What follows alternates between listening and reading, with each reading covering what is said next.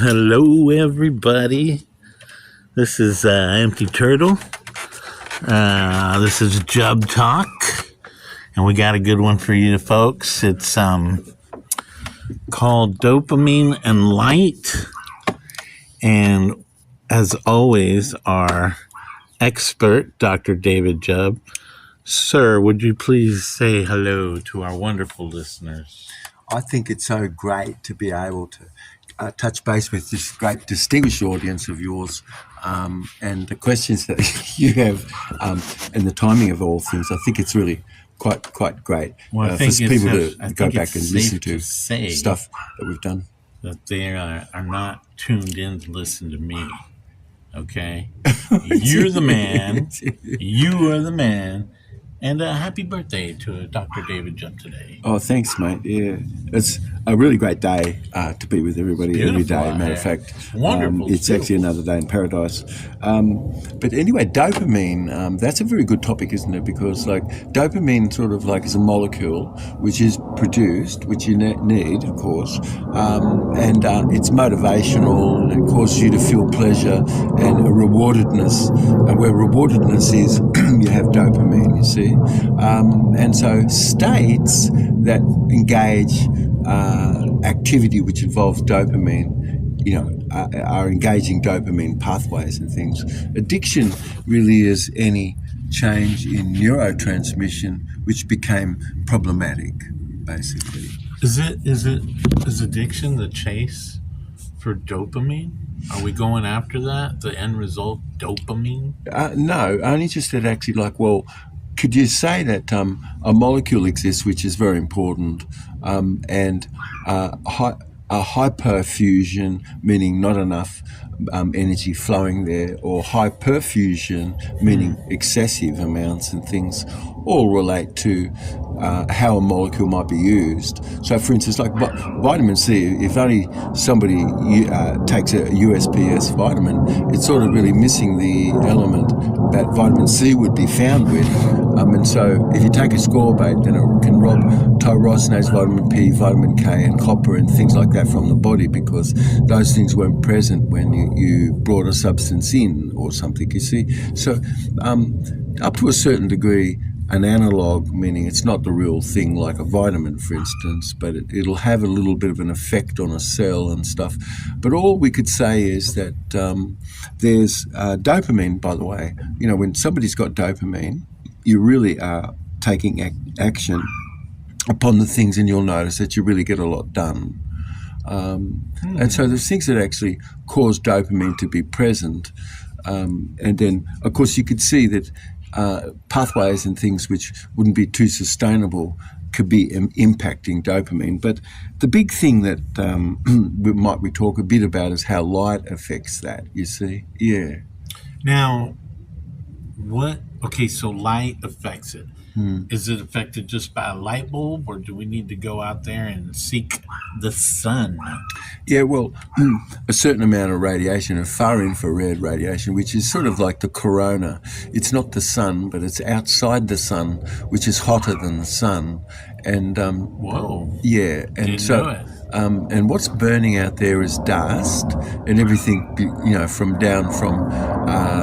up to like the first 40 atoms on the periodic chart and things like dust, and that dust burns and has a radiation and causes water molecules to be rotated and energy to be produced, adenosine triphosphate to be produced in the body, and adenosine diphosphate then to be joined again with the phosphate molecule. So as you've got one molecule in the center which is spinning itself at around about 1,500 revolutions a minute. That's pretty fast. Yeah, and then you've got various other molecules like, let's see, ubiquitin. That's a good one, because it features like most in our product and everything. The ubiquitin molecule, sounds like ubiquitin 3 is like a formula. 500 engine, it's like going to be revving around about 8,000 revolutions a minute or something. You see? Damn. Yeah. And that brings in like a little thread of histone, which assembles itself polymerizing, and little ribosomes are on that, you see? And that's what RNA is and DNA. And bits and pieces of that could be taken off with ubiquitin 1, which goes to what a molecule is, and it's not proper sort of punctuation. Let me ask you right quick. You talk RNA, DNA, all that good little tiny stuff, right? Yeah. Is it too late for me to alternate my DNA and RNA? Oh no, How this would is I- what we would just be for people to be tuning into. So I can still alter my RNA and DNA. Yeah, you are, matter of fact, well and truly. So, for instance, there's a glycon clock, which glycons are really important because, like, where you're born, and the food that you eat is live food, which is enzymatically active. Okay, one more quick question, and I got to get you back on this. Oh, no, dopamine. that's the same thing. It's going the on. real quick. But- oh shit, I forgot. Hold on. It was what were we talking about? Oh, we were talking about dopamine and how much light might be, and what kind of light might affect dopamine, for No, instance. I was talking about Oh, what I asked you about. Oh, the RNA, DNA. oh, RNA, yeah. Okay, RNA is so we just a can smaller affect it. packet. So we can affect it. Yeah. So what would we eat to affect it? Okay. Oh, well, the most abundant food that people had was purslane that had these omega-3 and omega-6, omega-9 types of molecules in it. Okay.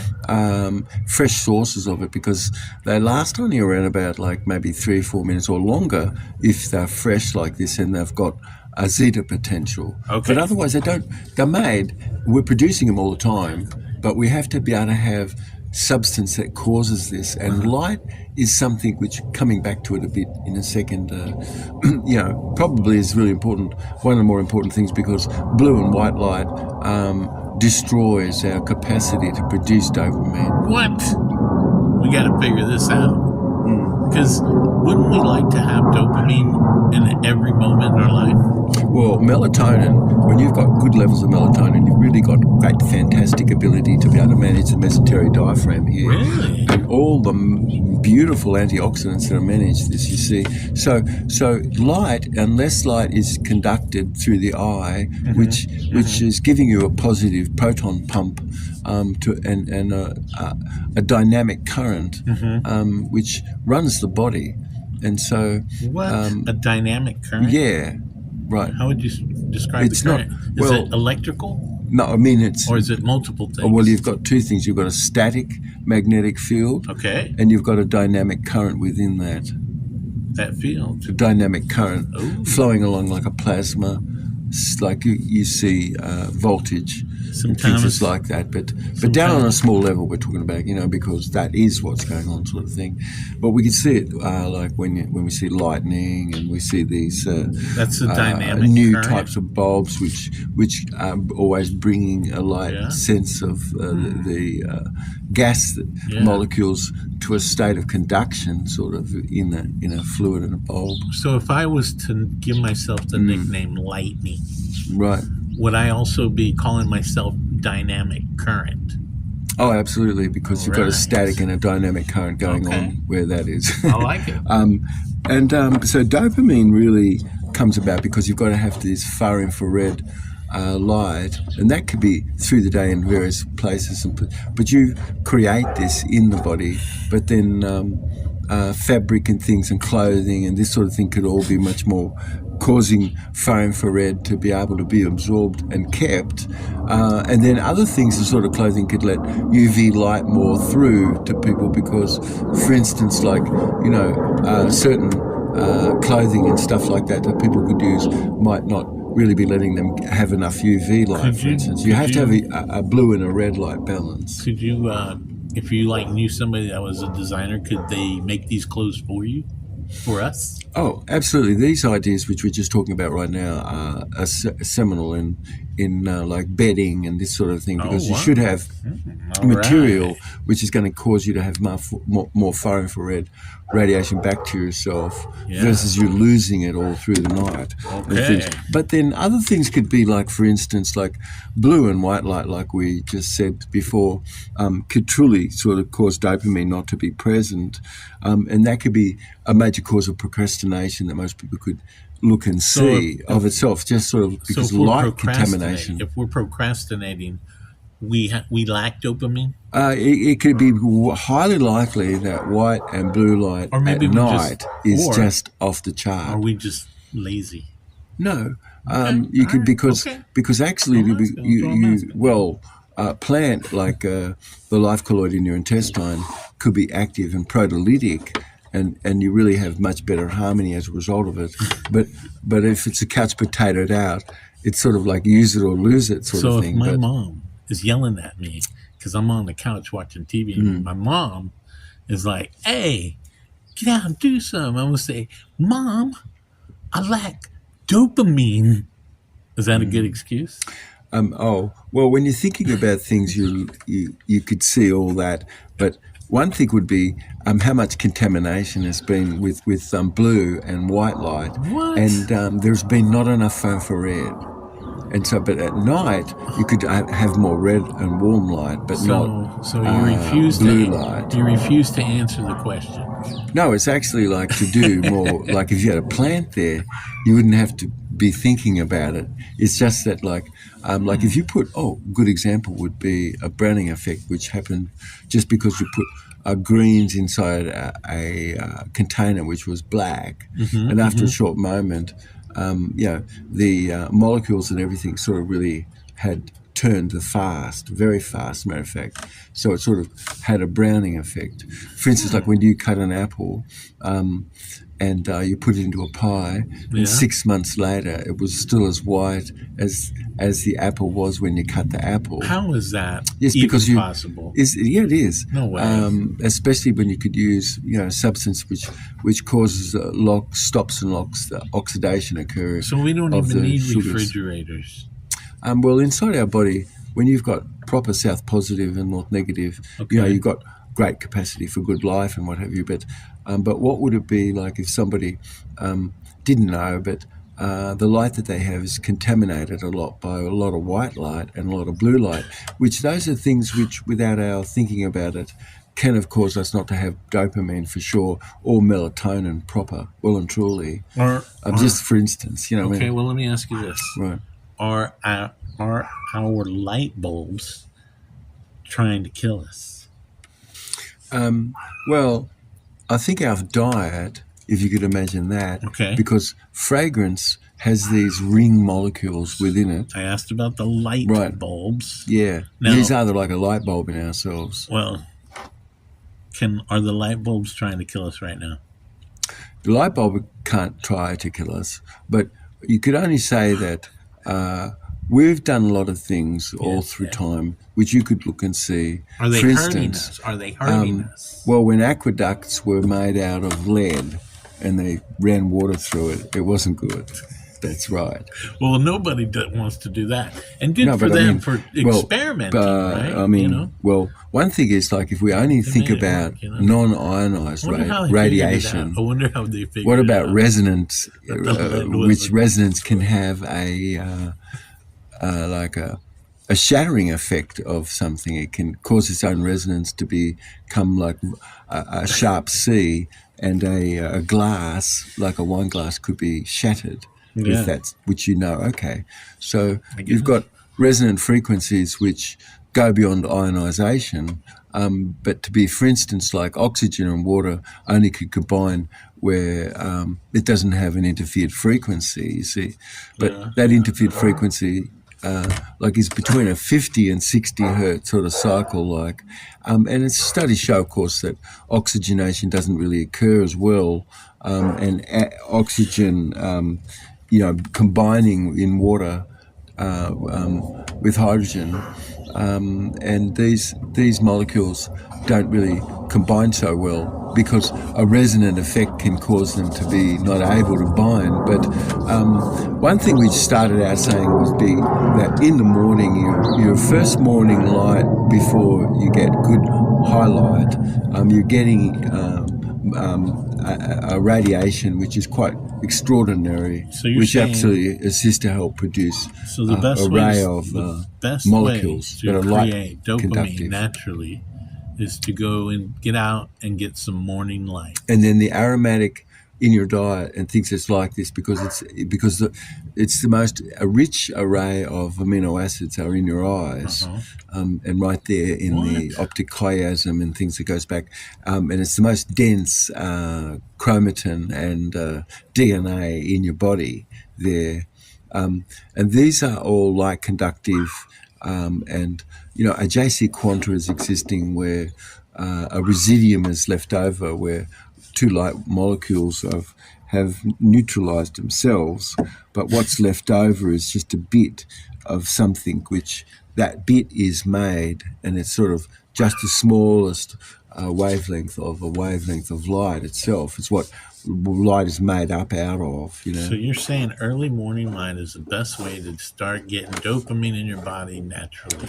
And that once the sun sets, blue and white light are quite destructive to this process, you see. So what do we need to do? Go inside immediately? Oh, well, I would only just say that, we live in a world where people could become more aware, but that what we're just talking about, in fact, is quite extraordinary because, I am aware. I saw, for instance, early on in 1978, how the eye was made, and I saw that there was not any blood, more or less, in the sclera of the eye. Say what? Yeah, there's no blood there. What? And so it's absolutely getting its energy as a melon does, and it absorbs it. And a lenticular, meaning a circular path of light passes through and is circular, and it causes the light to remain within.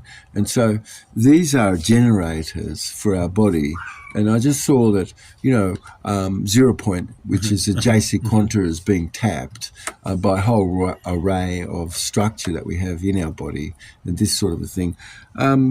But dopamine has to be able to be made, and these aromatic amino acid in a diet is something that's so significant. And then heating and things like that cause the aromatics not to be present, nor does it have a zeta potential after that. So it sort of isn't able to get into. It smells so good though when you're cooking. Oh well, that molecule that you've got as a fragrance is something very vital, and you'll notice that people who are chefs, they don't need to eat as much because they absolutely have absorbed a lot of zinc and everything through these aromatic amino acid, right? Which fragrance, on a small scale there, it's really small, like a fragrant molecule is really small. You see what I mean? Neurotransmitters are made out of fragrant molecules, basically. And so those molecules are really so small that they fill in synapses and cause conductive pathways for us to have. And coming back to dopamine, we just was saying how blue and white light can be quite destructive to this, you see. So how do we counter this? Well, first, of course, you can see that white and red filters more should be put over light. That's from the screen for what are red. You've put a red screen over it. So we need to. I know. Well, when all the equipment that we have, we need to and go the lights through life that we with have, rose-colored glasses. Is that what you're saying? when we can block out the blue and the white, it's very destructive because it basically really will bleach the eye and wipe the eye's capacity to be able to function, and it causes it to become elongated behind itself. You've got a retina, and everything is cast upon that retina at a fovea point where all the nerves connect right to the eye, and what happens is the very back of the eye, where blue light is more destructive past the point, especially at night and what have you, but it impacts the ability for the the eye to have its proper optometrics, so that light falls on the retina perfectly. It pulls it back more and elongates the eye. What? And so now it blocks and stops proper light to be conducted, and because of it, then growth and hormones and neurotransmitters and things like this aren't produced properly. That's amazing. Yeah. Only just that, most people are kind of bothered if you want to study things, which is as fast as light. And there's light really people. is not a lot fast. of people out there want to study things. I'm telling you. But it's a benzene ring, you see, which is aromatic. That's one thing, and it's very resonant, right? Very resonant. Yeah. You've got a JC Quanta, which is the smallest pixelated dot in space that we were just talking about. JC Quanta is the smallest pixelated. Yes, because what? Pixelated dot in space. That's amazing. So, for instance, when you have a dynamic current that goes out into space, it's absorbed, and it's absorbed at 10 zillionth, of a meter per second, more than how fast it went itself. So the absorption is sort of the conduction of how all energy is conducted. I think you've blown my mind about 4 or 5 times already. But only that H3O2 is created negative and positive, and so you're always getting a battery of energy non-stop from this, and this is how the body functions, in fact. And 7 to 15 micron band is like a Schumann frequency. Damn, that's fast. And our brain is supposed to function at around 7.83 hertz, which is as a logarithm. It's interesting because at 78%, you need to get something passed on in your nerve force. There's a very interesting thing there. You've got 7.83 hertz. And you know what? I'd like to remind everybody right quick. If they don't understand it, they are normal. Go on. Well, if resonance exists, like you've got something sustainable, right? So, a question could be like, what a confluent of energy vibration that somebody has. Something is going on which causes a sustained more resonance, like an ankh, the shape of an ankh.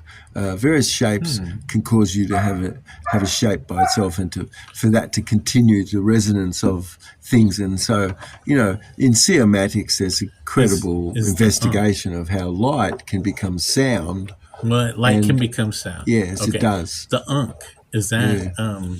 Is that vital when it comes to courtship, the ankh?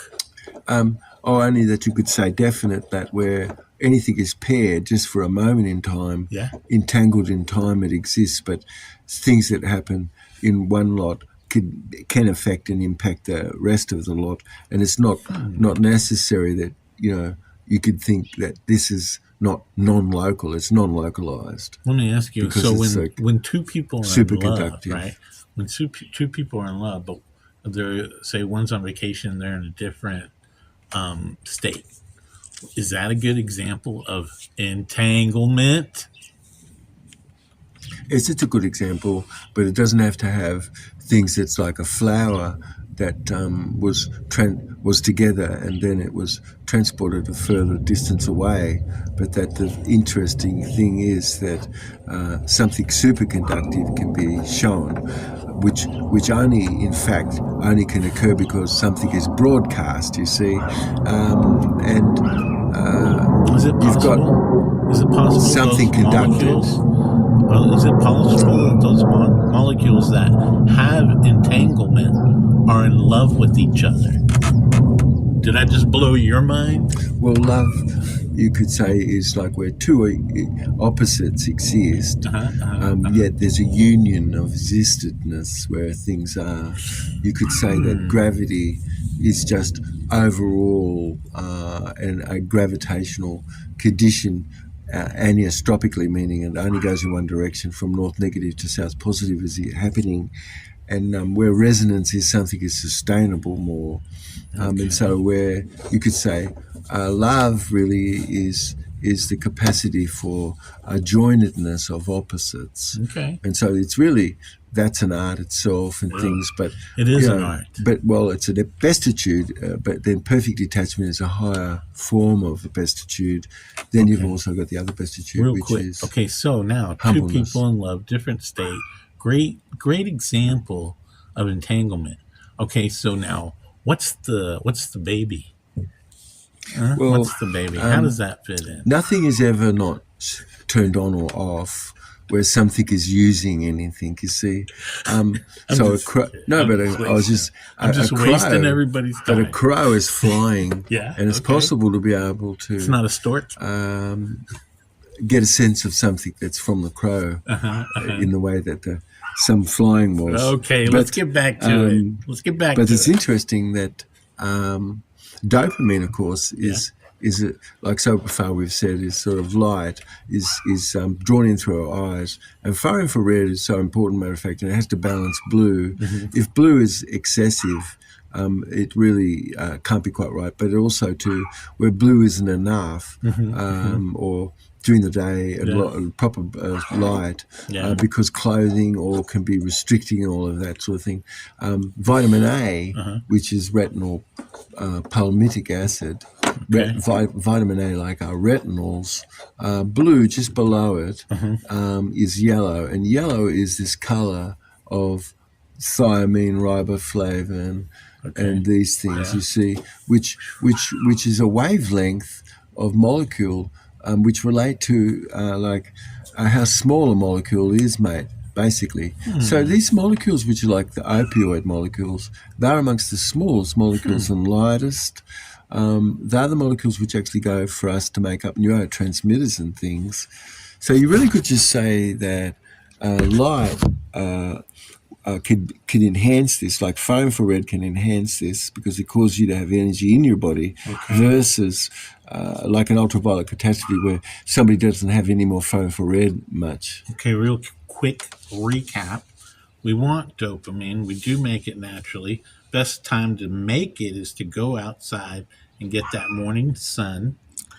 And let me ask you this. How does, because I'm sure a lot of listeners are listening that might be interested in this, how does dopamine and marijuana, how does that work? What's up with that dynamic current? Oh, okay. So, well, for instance, like, let's say a vista that someone's looking at.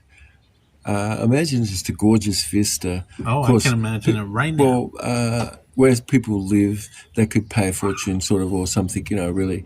And that the idea that the rating of where any building is or something could be done because of aesthetics.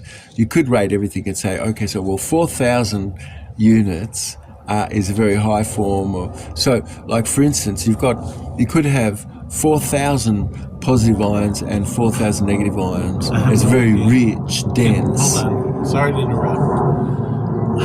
Let me ask you this.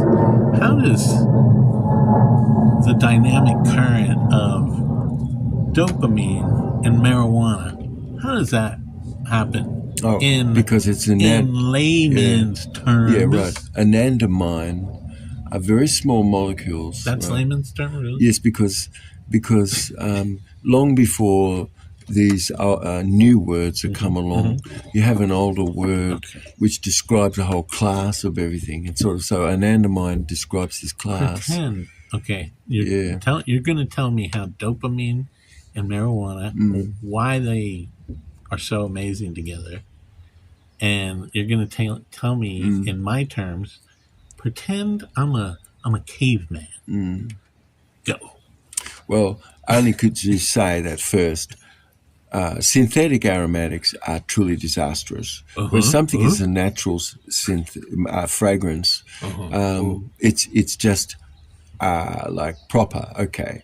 Aerolife colloid is the only way that you bring in zinc and other atoms, especially rhodium, osmium, and ruthenium. For instance, like camel spiders, when you put a fluorescent light, like a black light, in their eyes, you see fire light up, like it's radical. And cavemen love fire. But when you put a black light toward various element that's fluorescent. Like you can see rhodium, osmium, ruthenium, and various molecules that are atoms that are in the eye and behind the back of the eye in the retina of ourselves, in other animals and things.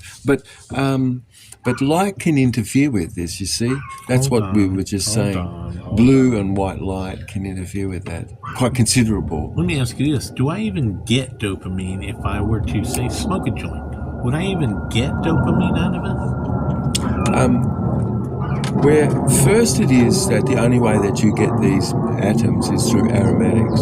Okay, so, or am I even going down the wrong rabbit hole? Are they even connected in any way?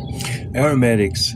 No, I'm talking about dopamine and weed. Yeah, well, you see, we're just talking about molecules, which is aromatic, in fact, right? Versus it's not aromatic. So for instance, like things which aren't aromatic can't have the same effect as something which is aromatic. But you could take a substance and you could wipe its aromatics out, so it doesn't have any aromatic. Versus before the point of it, well, that's what pharmaceutical industry does. All right, pharmaceuticals. Yeah. Cool. Is that good? No, because the molecules really are synthetic. And like that's what I was just saying. So synthetic fragrance is one of the most destructive things you could ever have. There you go. It's extremely estrogenic. So you're saying my axe is bad? Oh, well, dopamine, and acetylcholine, which is another one, which is your brain to muscle. Plus it's the orgastic sort of centers of your brain, which is the septal region. And it's sensing the molecules that are on both sides of the brain, and it comes in the fluid, and two huge lakes that you have in your head, and right in the center of you have a polycodum, and it's a wall. It's called the septal polycodum. Okay. And the septal polycodum is your sensation and organ of as alliesthetics. You know, polycodum damn near killed him.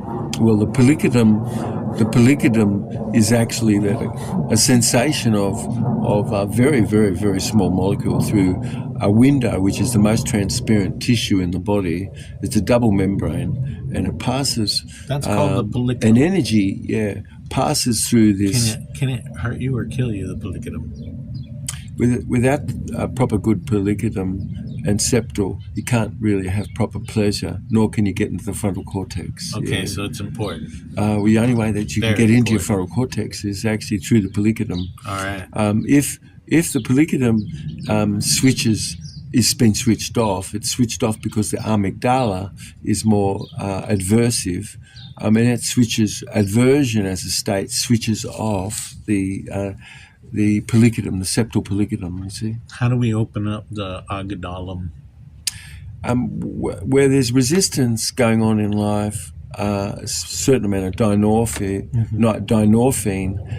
which are these tiny small aromatic amino acids, which are molecules which cause you to feel analgesia and to feel calm and to quiet and to relax and sedate relative, but to heighten. But you do need these molecules to have proper immunity and things, you see.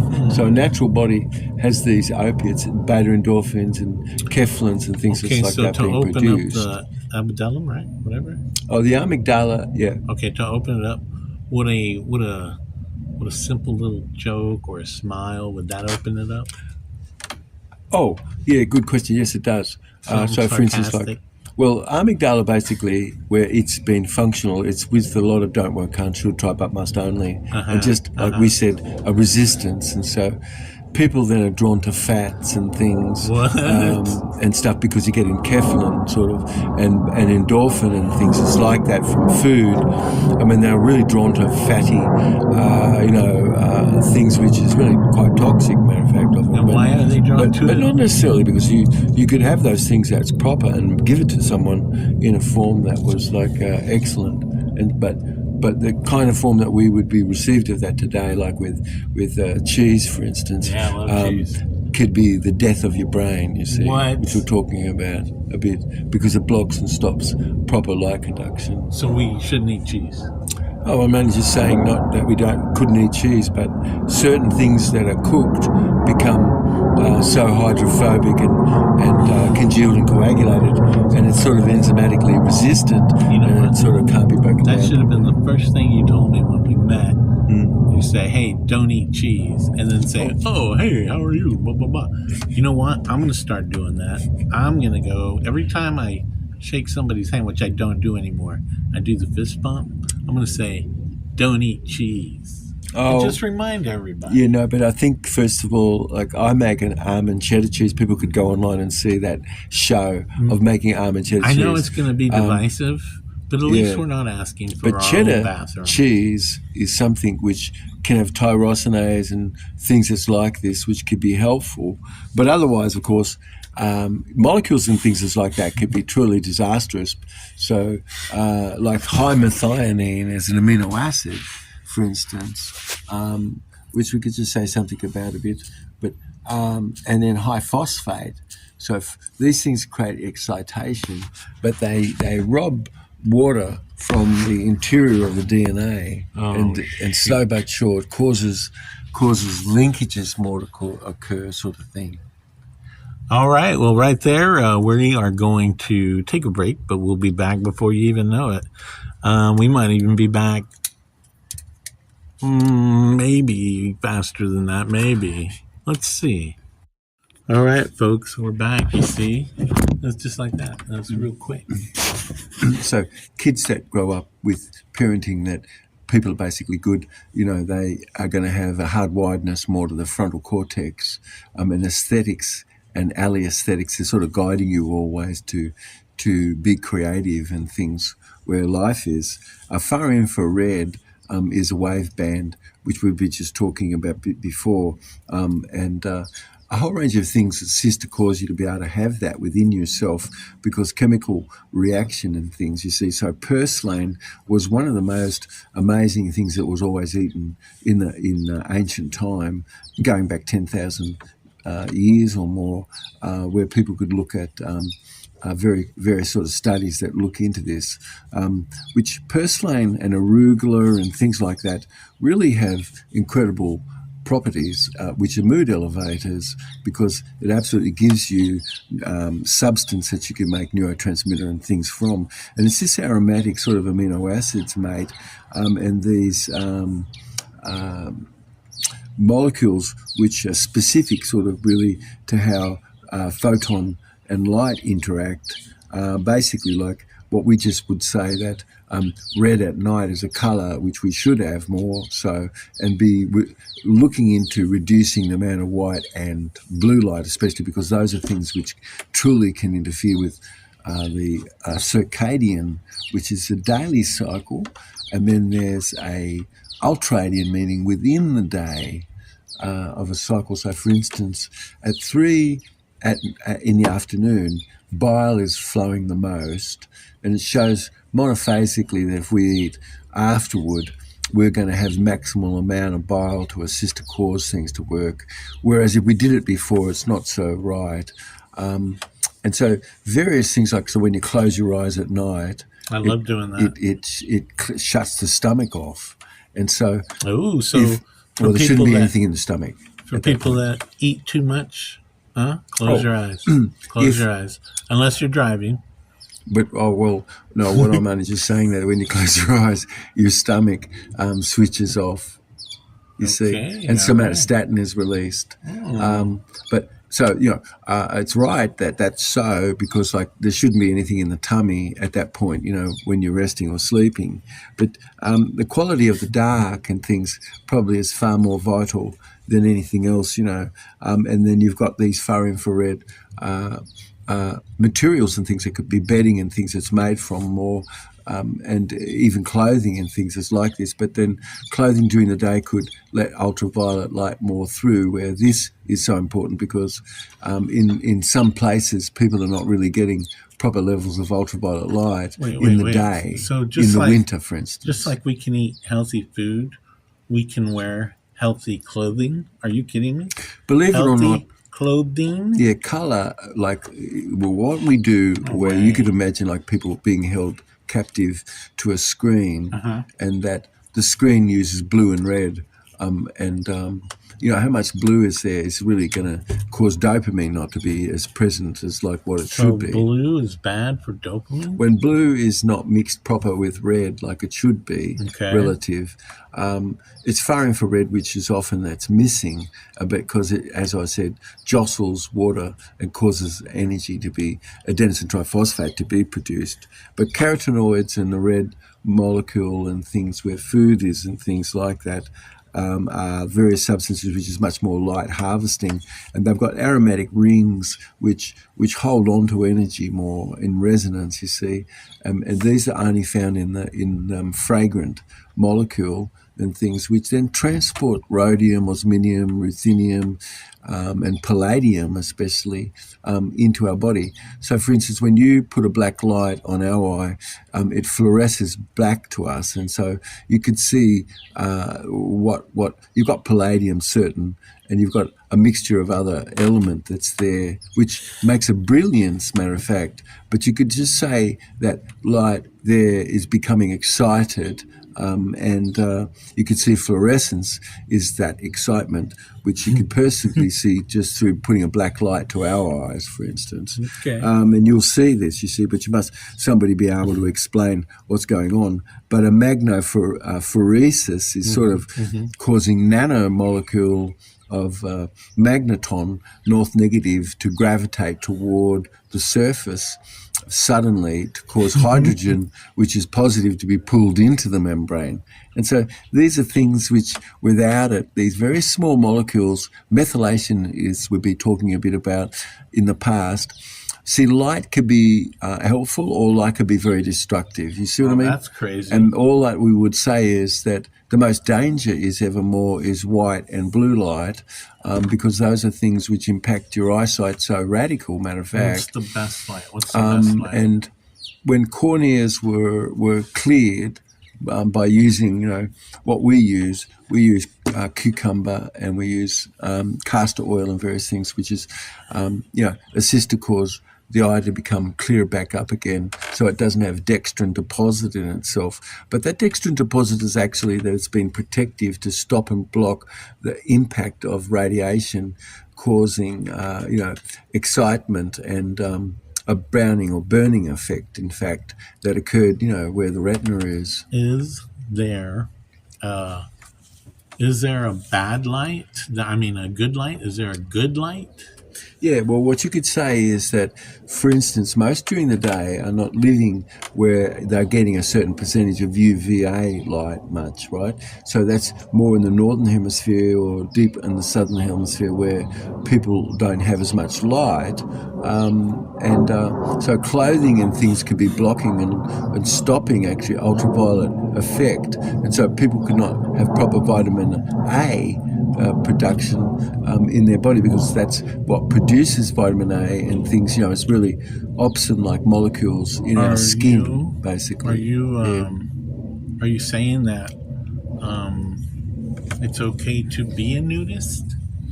You are okay with a person to try and get as much sunlight, they'll go outside naked? Are you okay with that?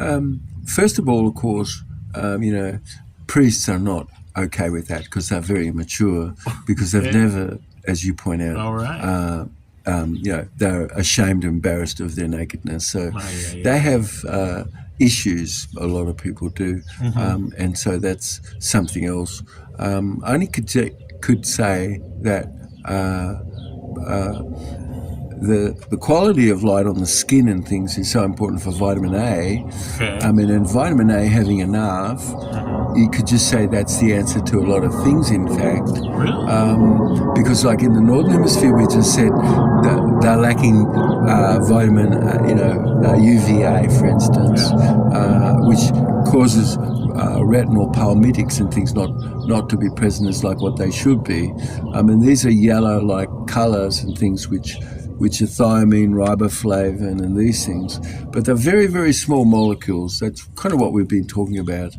And that where we are pre-processing or doing things that's not so natural, we're going to not have the benefit like we could. Dopamine, for instance, could definitely be knocked out because white light and blue light is excess. And so people could become catch potatoed more and more, coming back like to when we were talking at the beginning. Man, that's nuts. And that it's sort of state specific. And so pleasure and interest and achieving things, you're getting a reward like proper dopamine from the activity that would cause you to be more come to be the best yourself. So these are things which for all of us. What did you say? Pleasure from what and what?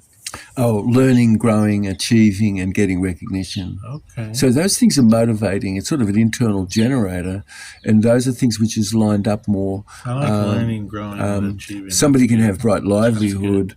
They live a longer life, and most people say they could have a much more successful life because they had leisure and they felt recreation in their life, basically. Learning, growing, and achieving. But we become, could we say, unwittingly, not knowing, but like could light, like what we've been talking about, of impacting dopamine the most, and you didn't even know that, but that we could come to be more in an age which is far more knowledgeable about these sorts of things.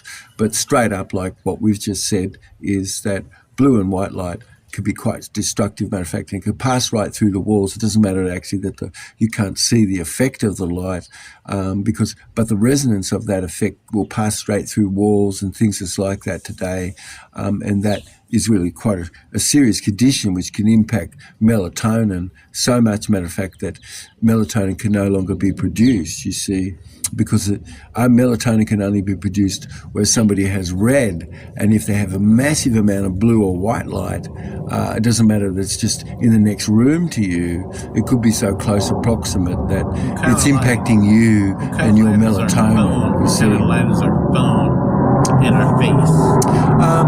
Well, most everybody says that the phone should always be kept in another place where you sleep, not where you sleep at all. It should be not around where you sleep at all. But then how much Bluetooth is on and Wi-Fi and those things can cause the signals and stuff to be much more strongly more affecting life, because the phone at the moment kind of really hasn't been made for you or I, but it's sort of more military grade purpose and things, and sort of for more purpose of that, which these are things that all could be changed around. I mean, it just has to have public opinion shaping public policy and having it all over the place, matter of fact, you see, because it's just what's missing is our private investigation about things. But you got that right.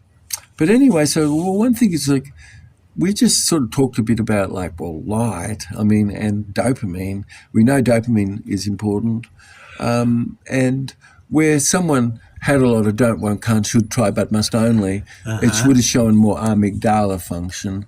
They'll have to have a little more dynorphin molecules being released, which are these opiates and things, because they're always having to manage something conflicted relative. And so those are people which then that can set someone to actually be more fat-driven for consumption of things. It's like that because you get more dynorphin and molecule and things. That's from the amount of what that is. Only that these are things which are state-specific, and that if somebody lives on live food, they only live more monophasic, meaning eating once a day. But triglycerides and things which we're meant to have, like for instance in asparagus, in broccoli, you've got molecules 309, and so very important to be able to make molecules which are these aromatic amino acids which are so important to make neurotransmitters and things. You see beta endorphins and kephalins, and you've got anandamide like we were talking about, and a whole range of molecules that fit into the anandamide molecule, basically. There used to be a cleaner for your house, cleaning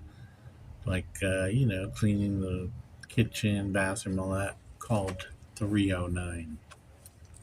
I haven't seen it. I haven't seen it in a long time. Something which is got a good disinfectant in our blood raises the voltage of the small micro voltage to be between 1 and 4 volts, and absolutely can clear away heavy metals and can clear away debris.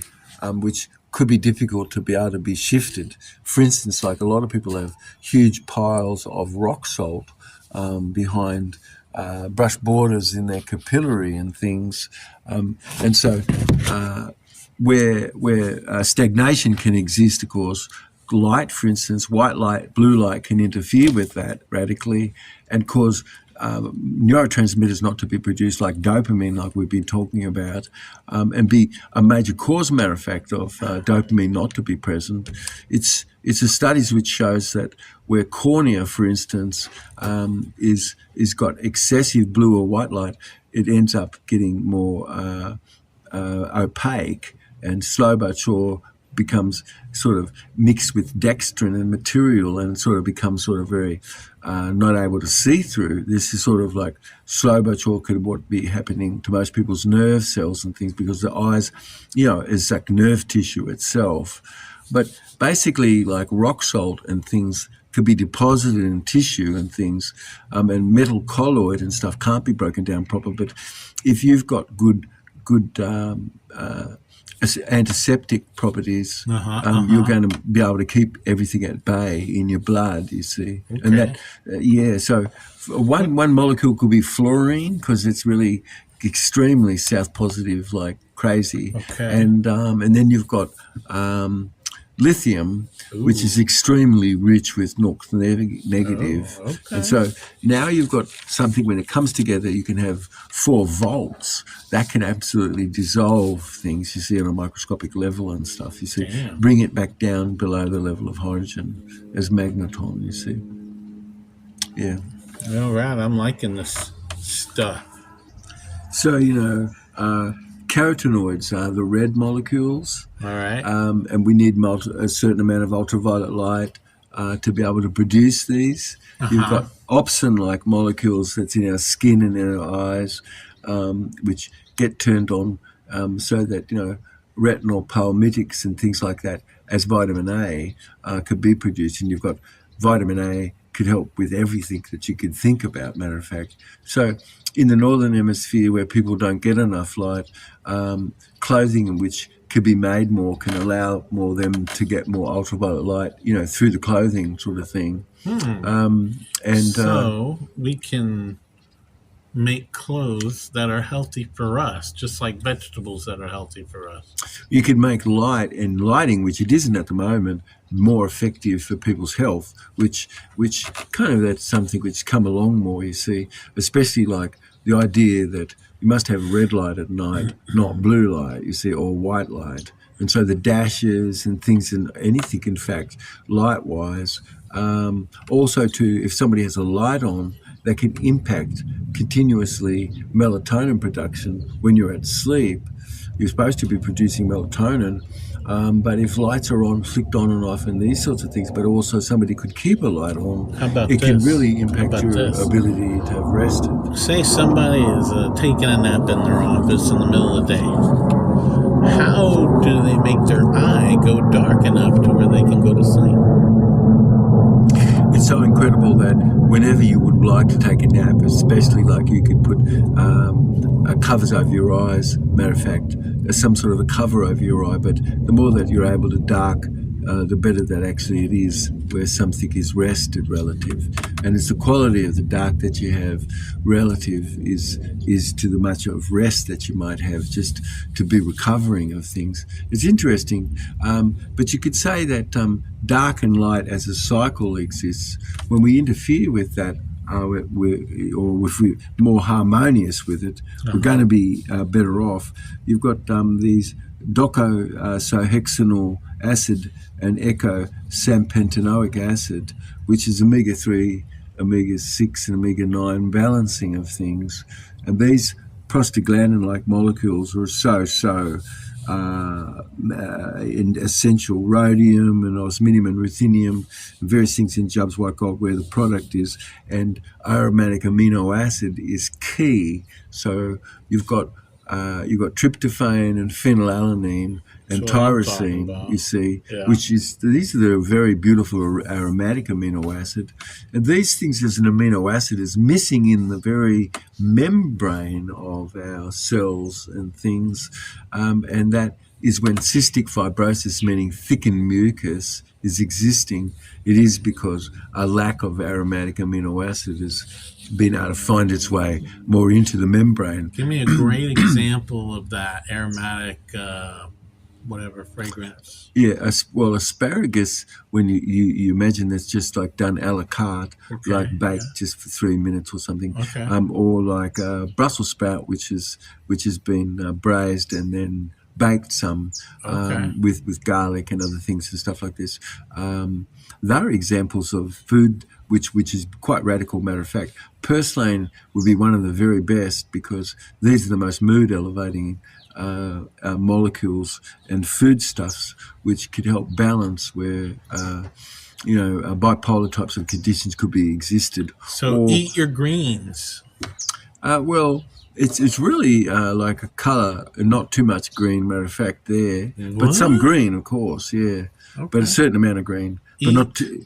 But some then greens. You're going to have eat some greens, blue and red and yellow colours, which could come to be where something is more like on a palate. Okay. So, for instance, like in live food, one dish might be just grated apple with grated beet, finely put through it, and you've got a ball of that on your plate. And so you come to that, and it sort of is a way to cleanse your palate between tastes of various things that rest on the plate. Question for you, and this is for our listeners: beef fajitas or chicken fajitas? The biggest thing that we have like a craving for is sorting protein, like gravy type like things, and fats combined, because enkephalins and beta endorphin and things are more like released and as substances sort of that are present for a moment of time, but can be actually toxic in the circumstance of things. It's like that because you've got where things is like that. For instance, methionine is, we don't have any capacity to manage methionine, so it creates a graveyard for the brain. And studies show that, matter of fact, you see. So methionine in excess is really very, very problematic. And then there's no aromatic amino acid in it, none. Basically. But the other thing is like the processing of it actually must require quite a bit of heat, which it does. And you've got oxidation, but you've got materials then that's there, which is really quite about the molecule of death more, you see. Because like N-glyconeuramic acid is a surfactant that's in the animal, depending on sort of what could be used there. What you thinking? Are you talking about the beef, the chicken, or both? Or fish and things, because a surfactant is in the flesh, MT, which most people never could have thought about. But those are things which come to be far more deeply understood, which so much like what we're talking about right now is sort of maybe 2,000 years into the future. Well, hold on a second now. Now, see, a beef fajita, you know what it does? It increases my dopamine by about 120%. A beef fajita taco. Yeah. Okay? Right. So do I have to figure out a balance?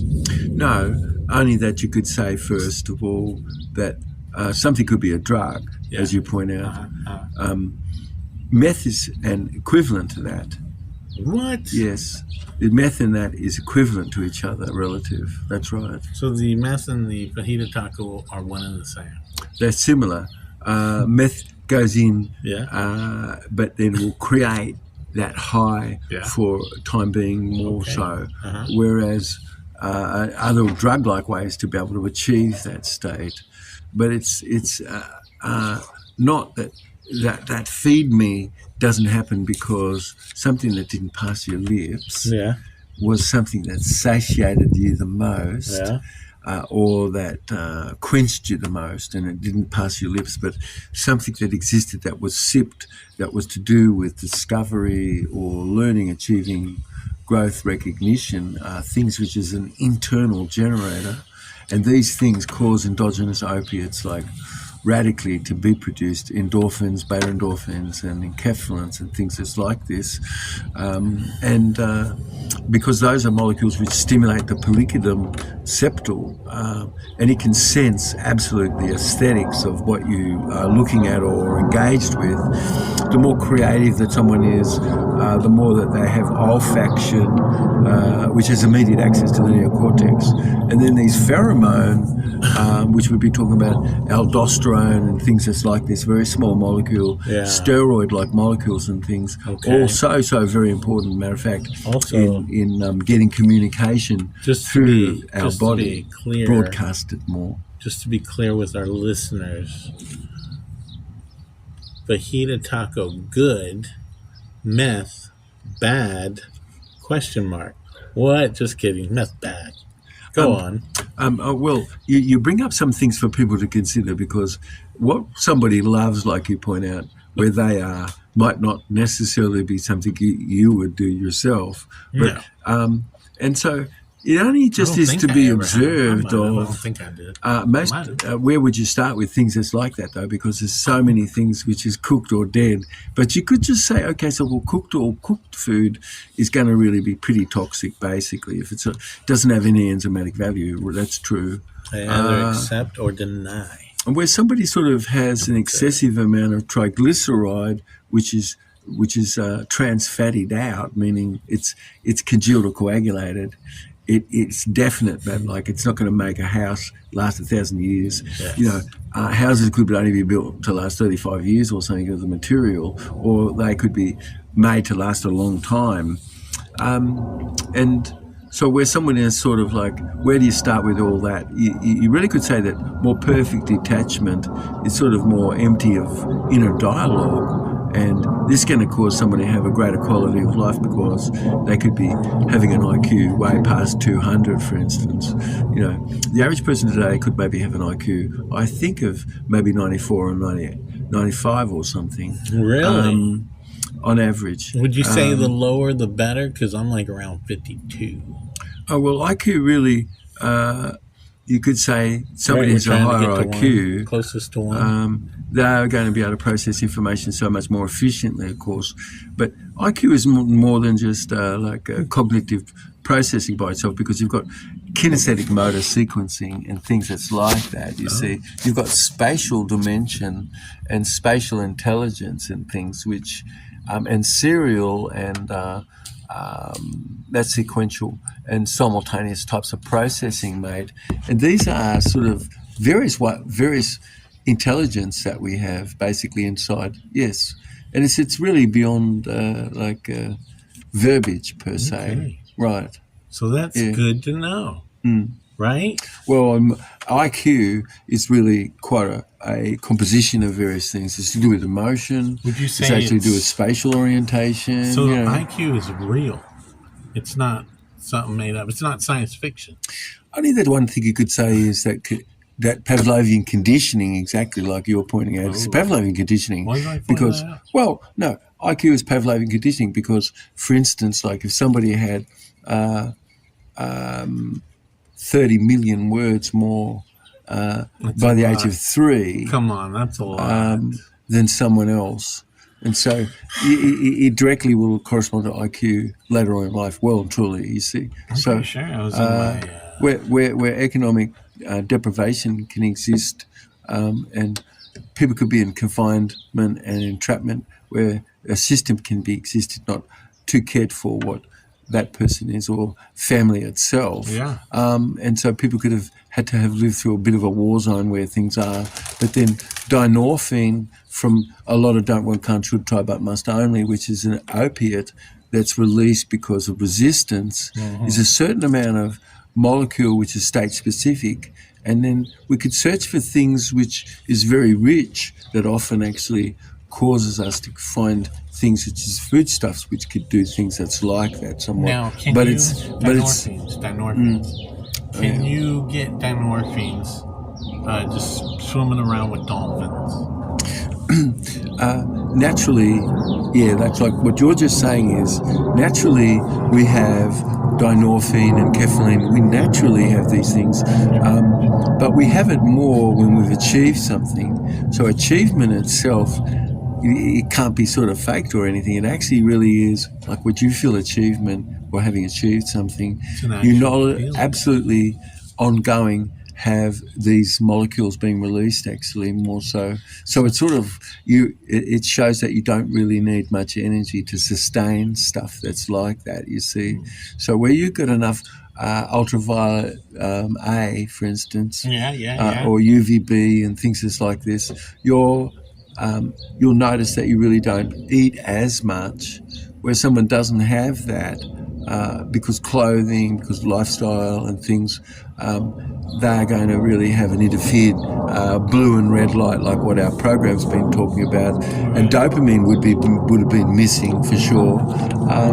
And so, you know, when you've got enough dopamine, you really get a lot done. You could look back and see, my God, you know, there was quite a bit that got accomplished, basically. So if anybody wants to design clothing that is healthy for you, just like vegetables are, contact the show, and you and Dr. David Jubb can come up with healthy clothing that you can wear.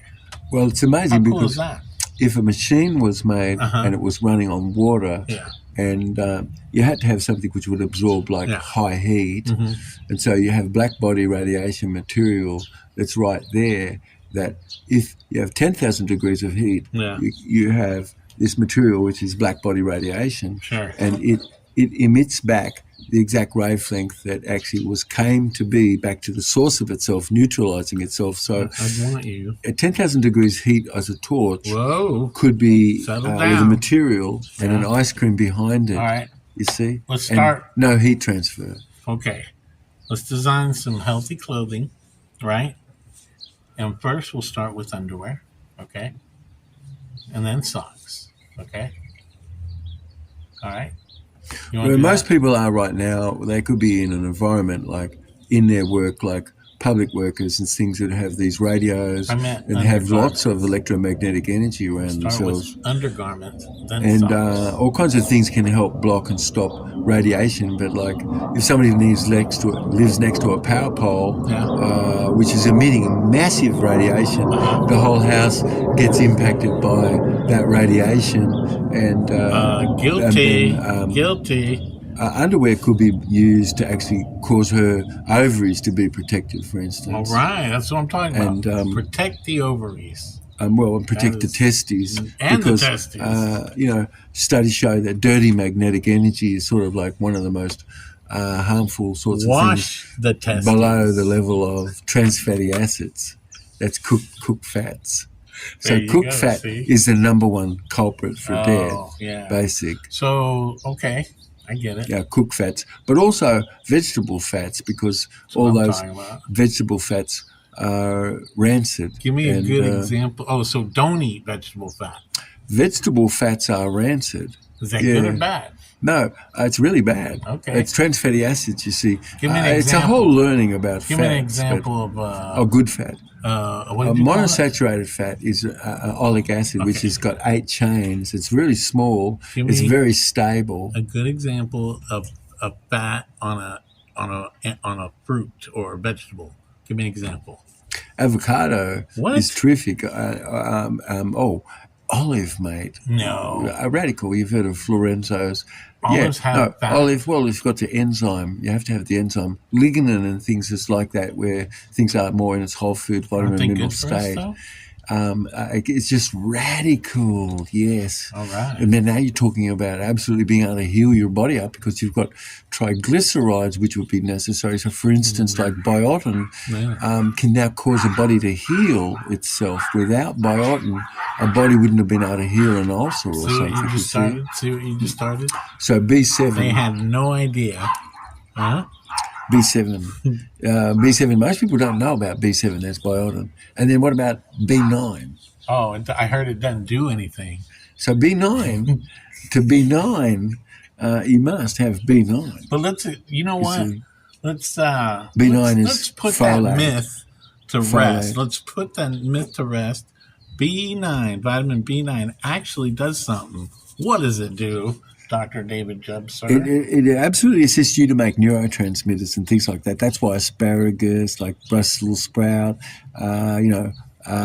purslane, which is so incredible, pickled and things and stuff, should come along more because you've really got mood elevation and you've got the ability to be able to clear up sores and heal areas of the body which have been able to heal without it. All right. You see, prostaglandins are very important for this. What did you say, purslane?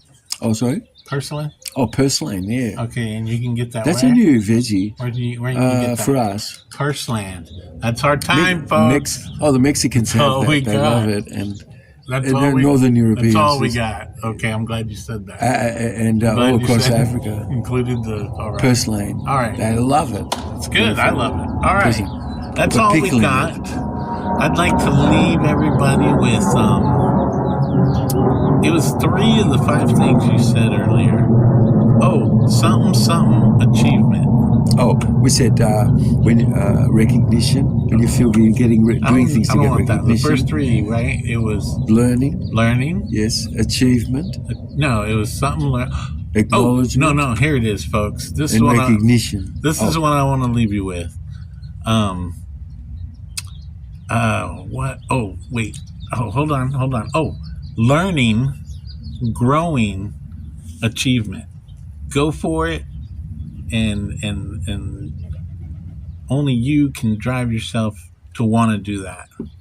Yes, and good luck. And Dr. David Jubb, please leave us with something wise that we can easily do to make our day better.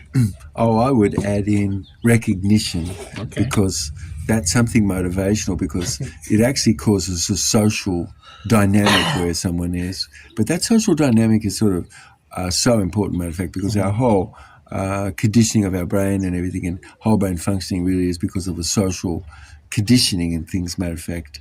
And so rapport is like money in the bank for opportunity to appear where things are. All right. And that our pacing and leading where anything is, coming to talk about some topic which causes you to be invited a little more into consider something else existing. I reckon that our show today can pop quite a few things in a whole range of areas. Well, I tell you what, I'm glad you said that about rapport, because I have great rapport. I really do. It's a cream that I put on my feet. It's wonderful. It's amazing. Yes, it is. You could imagine that's probably the best. If anything ever did anything like a spa experience, it's going to change the way you feel on your feet. All right. That's just all the time unbelievable we got. Yeah. Everybody have a wonderful day, beautiful times, and great experiences.